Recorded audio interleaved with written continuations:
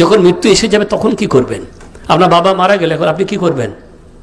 মায়ের মারা মৃত্যুর খবর শুনে আমাদের মনে করলো অনেকে আছে, সালাম আলাইকুম, ওয়ালাইকুম সালাম, ভাই আজকে আপনার আব্বা মারা গেছে। হ্যাঁ, বাস ওখানেই ফেলে দিল, না ইল্লালিল্লাহ পড়লো না কিছু পড়লো, ওটা ফেলে দিয়ে শুরু করে দিল কাঁদতে, হাও মাও করে কাঁদছে। আর কি হলে বা কি হলো, আমার বাপ মরে গেছে, হাও মা শুরু করে, ইন্নালিল্লাহটুকু পড়লো না।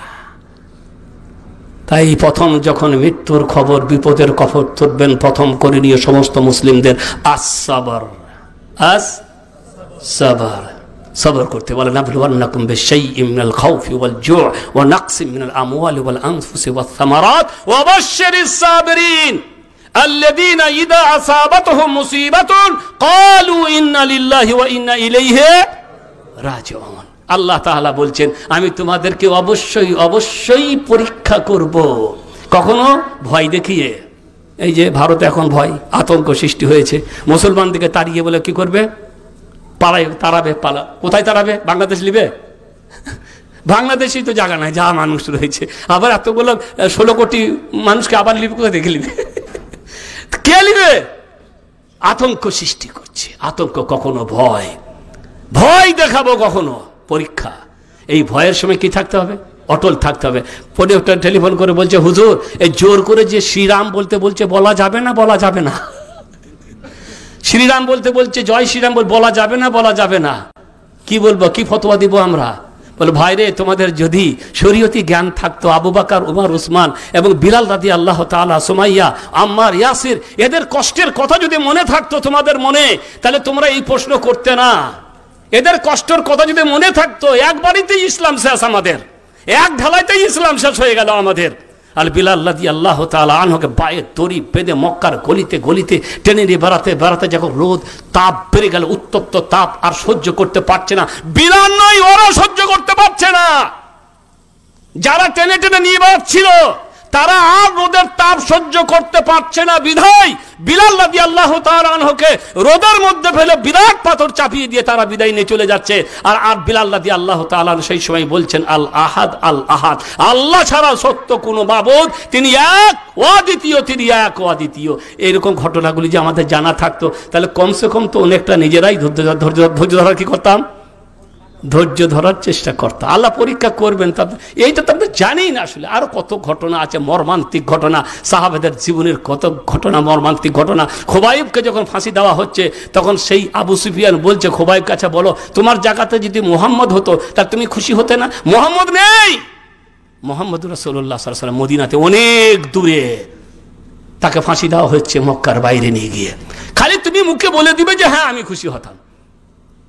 তো খাবাব রাদিয়াল্লাহু তাআলা আনহু বলছে, আমার জানের পরিবর্তে মুহাম্মদ রাসূলুল্লাহ সাল্লাল্লাহু আলাইহি ওয়াসাল্লামের পায়ে একটা কাঁটা ঢুকে যাক, এটাও আমি বরদাস্ত করব না। মরা তো দূরের কথা, কাঁটা ঢুকে যাক এটাও আমি কখনোই বরদাস্ত করব না। বিলাল রাদিয়াল্লাহু তাআলা আনহুকে যখন মারা হতো আর বলা হতো তুমি আল্লাহ ইসলাম ত্যাগ করো, ইসলাম ত্যাগ করো, বিলাল রাদিয়াল্লাহু তাআলা আনহু বলতেন, লাউ কুনতু আ'লামু কালিমাতান হিয়া আগলাদ লা কুলতুহা, লাউ কুনতু আ'লামু কালিমাতান হিয়া আগলাদ লা কুলতুহা। আমি আল আহাদ, আহাদ ছাড়া আরো কোন একটা বাক্য যদি জানতাম, যে কথাটা বললে তোমাদের জ্বালা আরো ধরতো, ওই বাক্যটাই কিন্তু বলতাম। কিন্তু এরকম কোন বাক্য এখন আমি জানি না। ভাই ধৈর্য সহ্য করতে হবে। চট করে এক বাড়িতে ইসলাম ত্যাগ করে দিবেন এমন কথা, খালি ফতোয়া, শ্রীরাম বলা যাবে না, যাবে না, শ্রীরাম বলা যাবে না, যাবে না, এই যে ফতোয়া বর্তমানে কত। তো ভাইরা আমার, আল্লাহ বলছেন তোমাদেরকে আমি বিভিন্নভাবে কি করব, পরীক্ষা করব। কখনো ভয় দেখিয়ে পরীক্ষা করব, কখনো ক্ষুধা অনাবৃষ্টি দেখিয়ে, কখনো জান মাল শস্য শ্যামল সব নষ্ট করে দিব। ওয়াবাশশিরিস সাবিরিন, এই সমস্ত পরীক্ষায় যারা ধৈর্যের পরিচয় দিবে তাদেরকে সুসংবাদ শুনিয়ে দাও। কিসের সুসংবাদ? আল্লাহ আবার কিসের সুসংবাদ দিবেন? জান্নাতেরই সুসংবাদ দিবেন। তাদেরকে সুসংবাদ শুনিয়ে দাও। আল্লাযীনা ইযা আসাবাতুহুম মুসিবা ক্বালু, তাহলে কি বলতে হবে? প্রথমে টেলিফোন এলে বাবা মারা গেছে, সঙ্গে সঙ্গে কি বলবেন? ইন্না লিল্লাহি ওয়া ইন্না ইলাইহি রাজিউন। ব্যথিত হবে মন, চোখ দিয়ে পানি আসবে, এটা স্বাভাবিক কথা। মুহাম্মদ রাসূলুল্লাহ সাল্লাল্লাহু আলাইহি ওয়াসাল্লামের ছেলে ইব্রাহিম যেদিনে মারা গেলেন, তখনও তার দিল ব্যথিত হয়েছিল, চোখ দিয়ে পানি আসছিল। আব্দুর রহমানুল আব বললেন, আনতা ইয়া রাসূলুল্লাহ, আপনি কাঁদেন কেন?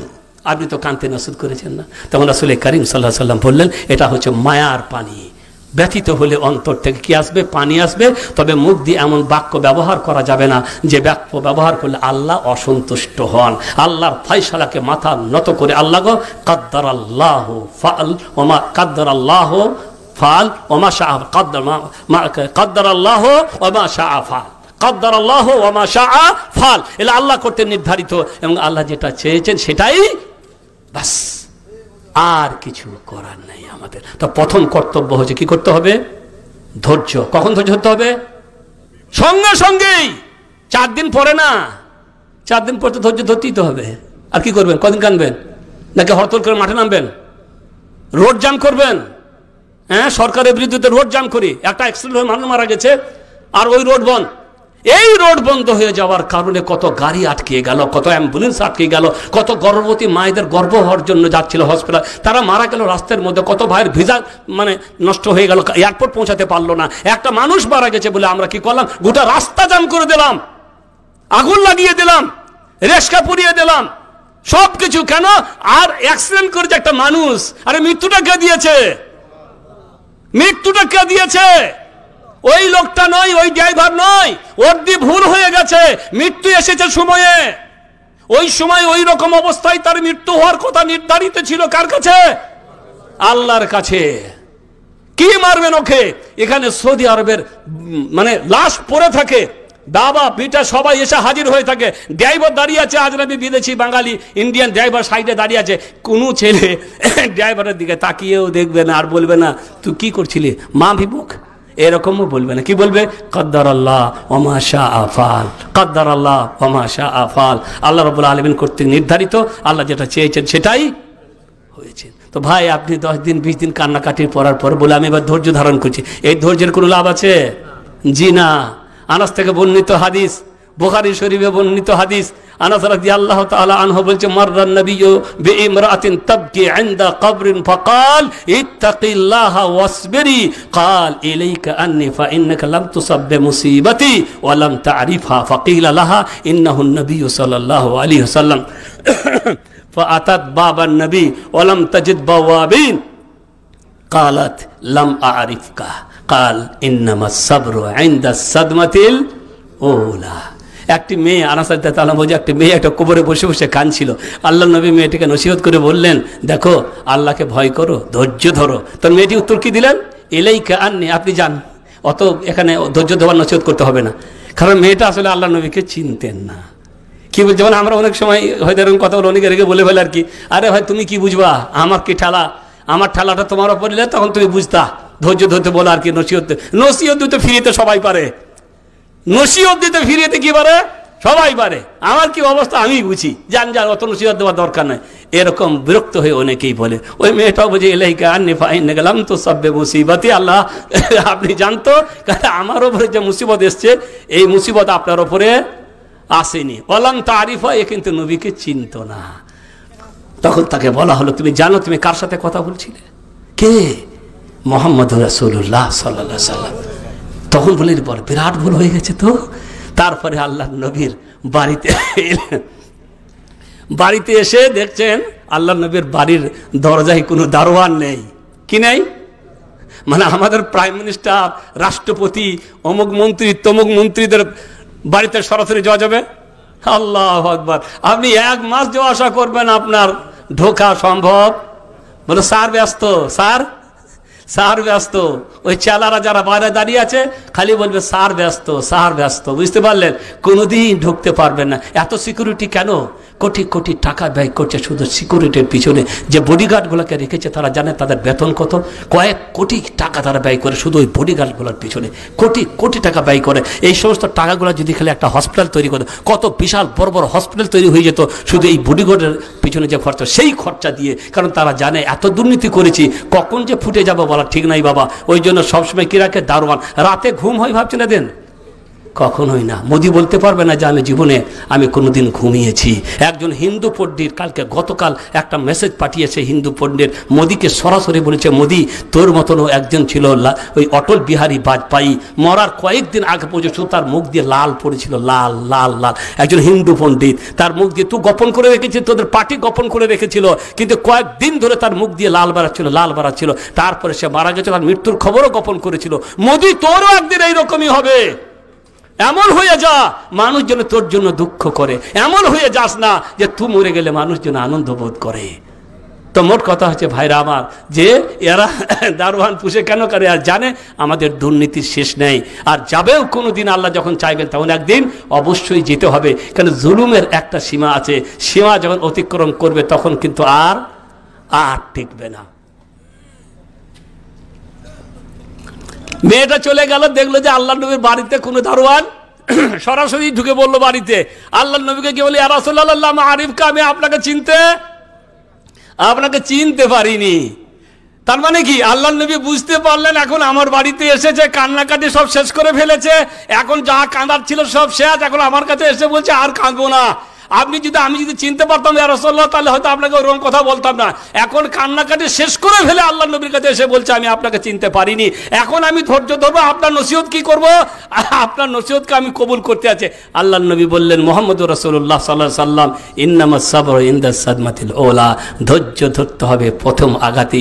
এখন ধৈর্য ধরাতে আর লাভ তোমার কি? করবেন কদিন কেঁদে নিয়ে, তারপর ধৈর্য ধরছেন, ধরতেই তো হবে।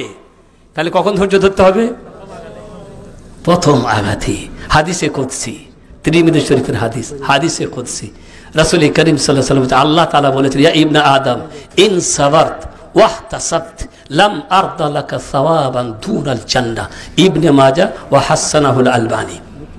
আল্লাহ নবী বলছেন, আল্লাহ তাআলা বলছে, হে আদম সন্তান, যদি ধৈর্য ধরো আর নেকির আশা করো, মানে ছেলে মারা গেছে, স্ত্রী মা, যে কেউ ধৈর্য ধরে নেকির আশা করো তোমরা, আমি আল্লাহ তাহলে তোমাদের জন্য জান্নাত ছাড়া অন্য কোনো কিছুই পছন্দ করব না।